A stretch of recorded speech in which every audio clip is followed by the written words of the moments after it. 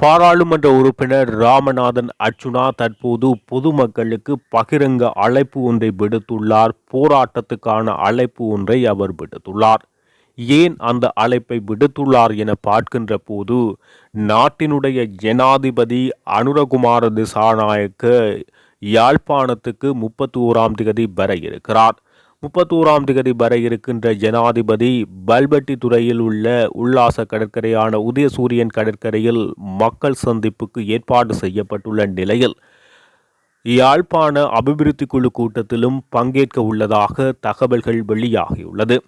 இந்த நிலையில் வைத்தியர் ராமநாதன் அர்ச்சுனாவுக்கு 31ஆம் தேதி சாவகச்சேரி நீதிமன்றத்தில் அவருடைய வழக்குக்கான அழைப்பு விடுக்கப்பட்டுள்ளது. எனவே அவர் இந்த வைத்தியசாலை விடயம் தொடர்பாக சில வைத்தியர்கள் மீது குற்றச்சாட்டுக்களை முன்வைத்தார். அந்த குற்றச்சாட்டுகளுக்குரிய ஆதாரங்கள் தொடர்பாக போலியான குற்றச்சாட்டு என அவருக்கு எதிராக வழக்குகள் தொடரப்பட்டது. அந்த வழக்குக்கான அழைப்பு 31ஆம் தேதி அவருக்கு உள்ளது. இந்த நிலையில் அபிவிருத்தி குழு கூட்டத்துக்கான அழைப்பு தற்போது அர்ச்சுனா ராமநாதனுக்கு வழங்கப்பட்டுள்ளது. இந்த நிலையில் அவர் அந்த அபிவிருத்தி குழு கூட்டத்தில் தாம் பங்கேற்கப் போவதில்லை எனவும், தான் மக்களோடு மக்களாக இருந்து அனுரகுமார திசாநாயக்கவினுடைய வருகைக்கு அனுர அரசுக்கு எதிராக போராட்டம் ஒன்றை மேற்கொள்ள உள்ளதாக அவர் சூட்சுமமாக தனது சமூக ஊடகங்களில் பொதுமக்களுக்கு அழைப்பு விடுத்துள்ளார்.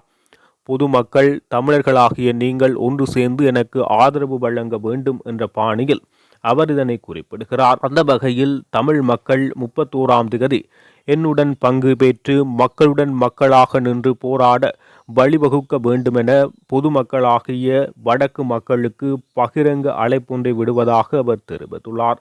இந்த நிலையில் அவர் தனது முகப்புத்தகத்தில் அபிவிருத்தி குழு கூட்டத்துக்கான தனக்குரிய உத்தியோகபூர்வ அழைப்பு விடுக்கப்பட்டுள்ளதாக அவர் குறிப்பிடுகிறார். அதன் அடிப்படையில் அந்த உத்தியோகபூர்வ அழைப்பு கடிதம் அவருடைய முகப்புத்தகத்தில் பதிவு செய்யப்பட்டுள்ளது. இந்த நிலையில் இந்த 31ஆம் தேதி இடம்பெறுகின்ற அபிவிருத்தி குழு கூட்டத்தில் தான் பங்கேற்காமல் இருக்கின்ற விடயம் சம்பந்தமாக அவர் குறிப்பிட்டுள்ளார். அத்துடன் இதில் தான் ஏன் பங்கேற்கவில்லை என்பது தொடர்பாகவும் அவர் சமூக ஊடகத்தில் தெரிவித்துள்ளார். அதாவது அனுரகுமார திசாநாயக்க வடக்கு கிழக்கு மக்கள் தேர்வு செய்யவில்லை என அவர் குறிப்பிடுகிறார். அதனை அனுரகுமார திசாநாயக்க ஏற்றுக்கொள்ளத்தான் வேண்டும் எனவும், அந்த வகையில் யாழ்ப்பாணத்தில் வேலையில்லா பட்டதாரிகள் தொடக்கம் 170 சுகாதார பணியாளர்கள் தொடக்கம் பலதரப்பட்ட பொதுமக்கள், முக்கியமாக காணாமல் ஆக்கப்பட்ட உறவுகள் என பலதரப்பட்டவர்கள் ஜனாதிபதி அவர்களுக்கு எதிராக போராட்டத்தை ஆரம்பித்துள்ளதாக அவர் குறிப்பிடுகிறார். எனவே அந்த வரிசையில் எனது போராட்டமும் இடம்பெற உள்ளதாகவும், பொதுமக்கள் நீங்கள் எனக்கு ஆதரவு வழங்க வேண்டும் என தெரிவித்துள்ளார். முதலாக ஜனாதிபதி அனுரகுமார திசாநாயக்க யாழ்ப்பாண அபிவிருத்தி குழு கூட்டத்தில் பங்கேற்கின்றார். ஆனால் இந்த நிலையில் நான் பொதுமக்களோடு நிற்பதற்கே தீர்மானித்துள்ளேன். வெறுமனே கள்ளு பிடிக்கும் அரசியலை செய்ய முடியாது, காணி பிடிக்கும் அரசியலை செய்ய முடியாது. மக்களுடன் மக்களாக நின்றாலே அரசியல் செய்ய முடியும். எனவே நான் மக்களுடன் நின்று போராடப் போவதாக தெரிவிக்கின்றார். ஆனால் இவருக்கு அன்றைய தினம் சாவகச்சேரி நீதிமன்றத்தில் வழக்கு உள்ளதும் குறிப்பிடத்தக்கது.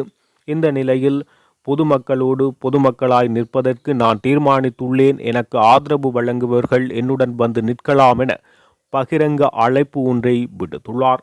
இதே நேரம் அனுரகுமார திசாநாயக்க எழுதுமட்டுவாள் வடக்கு படித்த மகளிர் திட்டம் துர்க்கையம்மன் கோவில் முன்றலிலும் அவருடைய கூட்டம் இடம்பெறுவதற்கான ஏற்பாடுகள் இடம்பெற்றுள்ளது. இது தொடர்பாகவும் அர்ச்சுனா ராமநாதன் தெரிவித்துள்ளார். அதாவது சாவகச்சேரி என்பது அனுரவின் கோட்டை அல்ல, அது எனது கோட்டை. தேர்தல் காலத்தில் அது வெளிப்பட்டிருக்கும் என அவர் அந்த கருத்தினை முன்வைக்கின்றார்.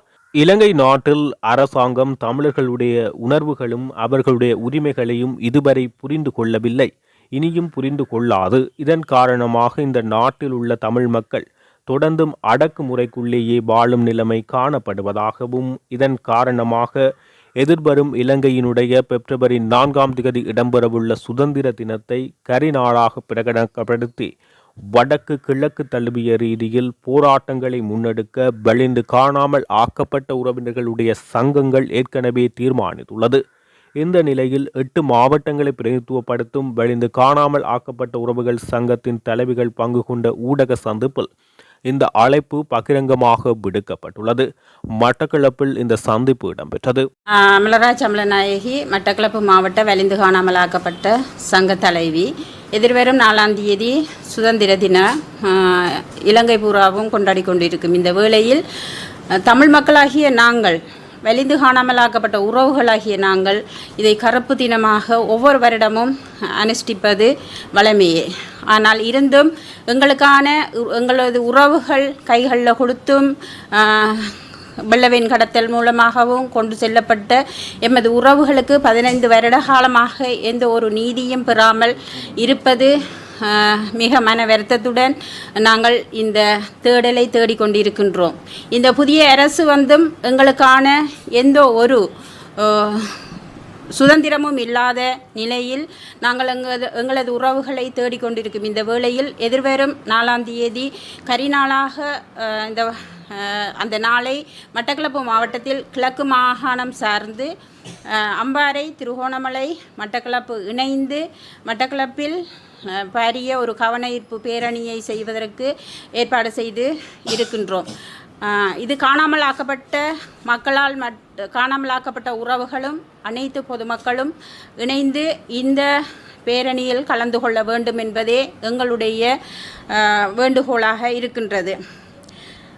தமிழ் மக்களாகிய நாங்கள் உரிமையை இழந்து, உடைமையை இழந்து, உயிர்களையும் இழந்து அவர்களாக போராட்டமே வாழ்க்கையாக வாழ்ந்து கொண்டு இருக்கும் இந்நிலையில் எமது நாட்டில் தமிழ் மக்களுக்கு எந்தவித சுதந்திரமும் இல்லாமல் நாங்கள் இருந்து வருகின்றோம்.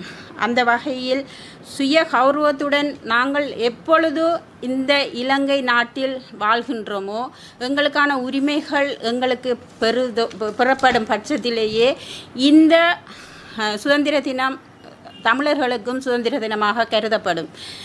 பிரித்தானியா இலங்கையிடம் ஒப்படைத்த காலத்தில் இருந்து ஒவ்வொரு ஆட்சிக்குள்ளதான் தமிழர்கள் முடக்கப்பட்டு தங்களுடைய உரிமைகள், நிலங்கள், பேசக்கூடிய உரிமைகள், ஒவ்வொரு விடயங்களுக்கும் எந்த ஒரு உரிமையற்றவர்களாக வாழ்ந்து வருகின்றோம். அதுக்காக எங்களுடைய உறவுகளுக்கான எந்த நீதியும் பெறாமல் இன்று வரை நாங்கள் சர்வதேசத்தை நோக்கி நிற்கின்றோம். எங்களுக்கான உறவுகளுக்கு என்ன நடந்தது என்பது கேட்டுக்கொண்டோம்.